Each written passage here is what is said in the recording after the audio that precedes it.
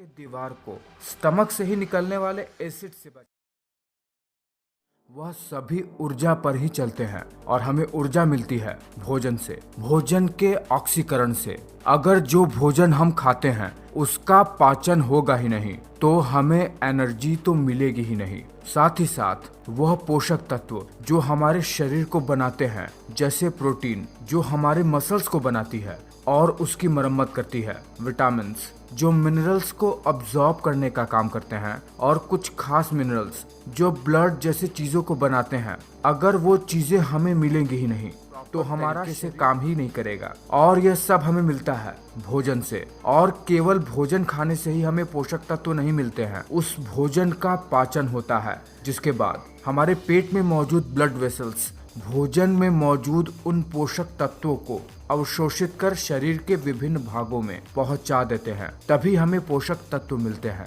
तो अगर अब तक आप यह बात जानते ही नहीं हैं कि भोजन पचता कैसे है, आखिर जो खाना हम खाते हैं वो पचता कैसे है, तो अब तक आपका जीवन एक मामले में अधूरा ही है, क्योंकि यह बात आपको पता ही नहीं है कि आपका शरीर चल कैसे रहा है, आखिर शरीर में ऊर्जा का संचरण होता कैसे है। तो बिना समय गवाए, बिना फालतू की बात किए हुए आपको तुरंत बताते हैं कि हमारे शरीर में भोजन पचता कैसे है। जैसे ही जब हम अपने फूड को मुंह में डालते हैं, हमारे खाने में हमारा सलाइवा मिल जाता है और दांत भोजन को कई सारे छोटे छोटे टुकड़ों में तोड़ने का काम करता है। यह सबसे महत्वपूर्ण काम होता है, क्योंकि खाना पचने के लिए यह जरूरी होता है कि भोजन को जितना हो सके उतने छोटे छोटे टुकड़ों में तोड़ दिया जाए।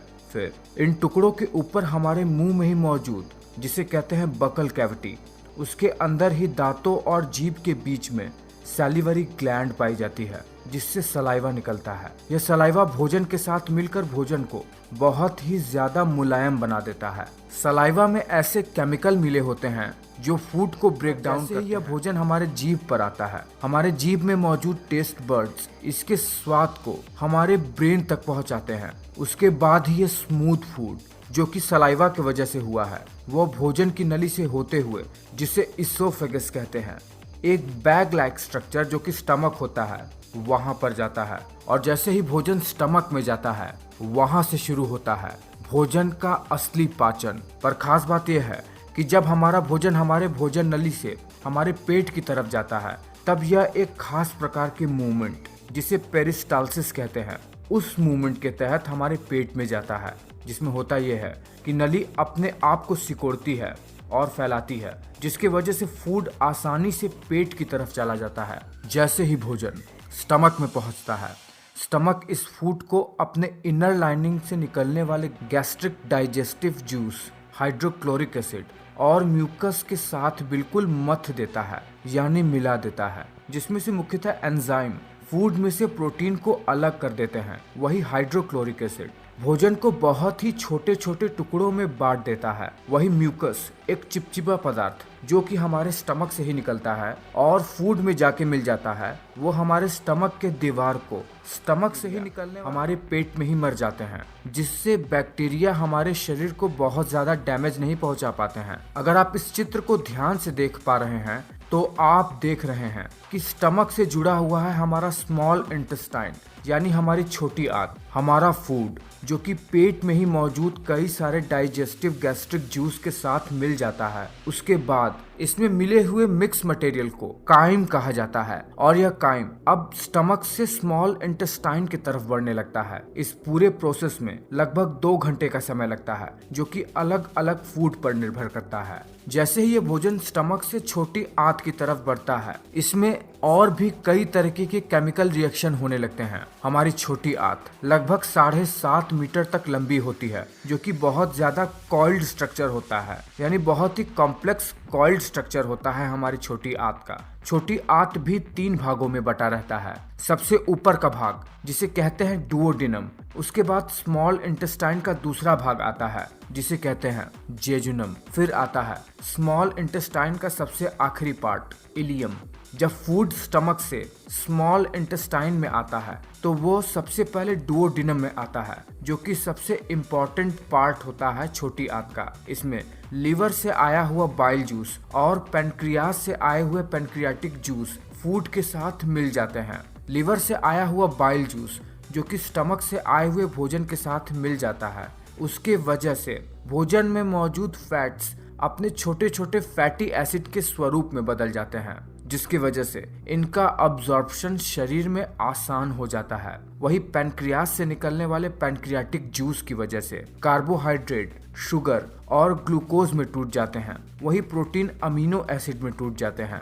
अब जब इन जूस की मदद से भोजन में पाए जाने वाले महत्वपूर्ण पोषक तत्व अपने छोटे छोटे स्वरूप में आ जाते हैं, तो इसके कारण से छोटी आंत से यह ब्लड स्ट्रीम में अब्सॉर्ब होने के लिए तैयार हो जाते हैं। छोटी आंत के दूसरे हिस्से जेजुनम में पहुंचते ही छोटी आंत के दीवार पर मौजूद छोटी छोटी फिंगर लाइक स्ट्रक्चर, जिसे विलीज कहते हैं, उनमें मौजूद छोटी छोटी ब्लड कैपिलरी में इन पोषक तत्वों का अब्जॉर्प्शन शुरू हो जाता है और यह प्रोटीन, कार्बोहाइड्रेट और फैट जैसे चीजें अब ब्लड वेसल में जाकर पूरे शरीर के विभिन्न अंगों में और शरीर के बाकी के अंगों में पहुंचने लगते हैं। धीरे धीरे इनका पाचन होते ही ये भोजन छोटी आंत के तीसरे हिस्से इलियम में पहुंच जाते हैं, जहां पर इन भोजन में मौजूद मिनरल्स का भी अब्जॉर्प्शन शुरू हो जाता है, जहां से हड्डियों वाले और खून जैसे चीजों को बनाने वाले खनिज तत्व शरीर के विभिन्न भागों में पहुंच जाते हैं। इतना सब होने के बाद भोजन छोटी आंत से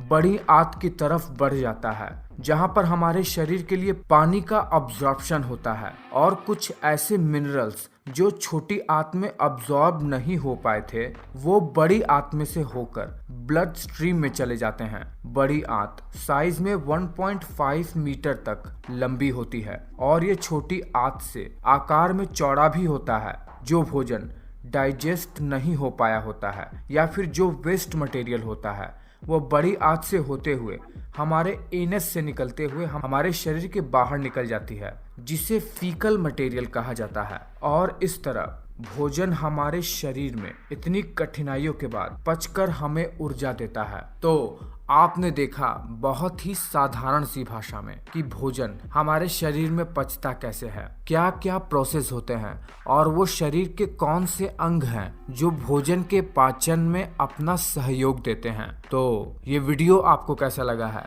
आपको ये जानकारी कैसी लगी है? अगर ये बात आप पहले से ही जानते हैं और आपको इसके बारे में और भी ज़्यादा कुछ पता है, तो ये बात मुझे नीचे कमेंट करके ज़रूर बताइएगा। बिल्कुल भी हिचकिएगा मत, मैं ये बात जानना चाहता हूँ। और वीडियो अच्छा लगा है तो एक लाइक कर देना।